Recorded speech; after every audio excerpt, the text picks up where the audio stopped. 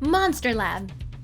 How's it going, everyone? This is Senior Researcher Mav coming to you live from the Sky Island Monster Lab. This is for all the folks out there trying to get deeper into Summoners 4. Like always, you can count on me to give you the most helpful tips on the monsters that I discovered during my research. Hold it! Pop quiz time! True or false? A sleeping monster will wake up after taking damage. And the answer is true. But what if it's Akia doing the hitting? In this case, it's a whole different story because you're going to be able to deal damage without waking up the enemy. I'm sure you're aware that there are other inability effects like freeze and stun that render a monster unable to take action, right? The difference is that hitting monsters affected by stun or freeze won't break those effects, so feel free to go all out. Keep in mind that when a monster is under an inability effect, their cooldown timers stop.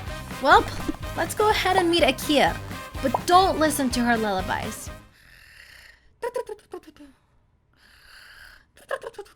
We'll start off with skill number 3, Brutal End, which is going to hit all enemies and increase their cooldowns by 2 turns to make sure they can't utilize their best skills. You'll get some good synergy by bringing along a monster that can throw out debuffs.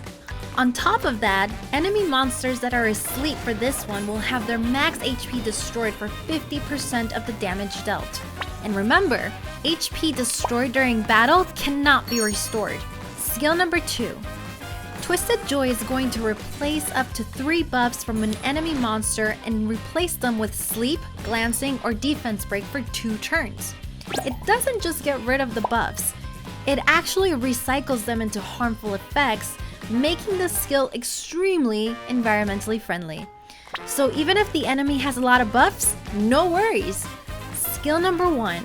Dreamy Invitation is her basic attack with a whopping built-in 80% chance to put an enemy monster to sleep for 1 turn.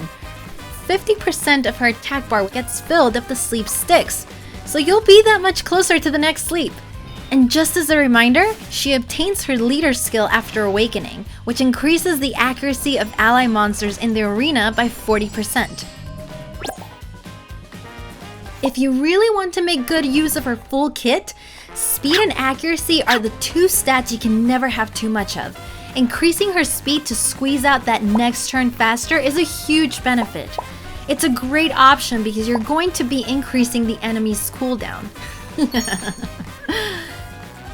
Now that you're familiar with this theory, let's throw her into a field test. In terms of PvP, taking along a monster with an AoE strip is going to give you the most synergy.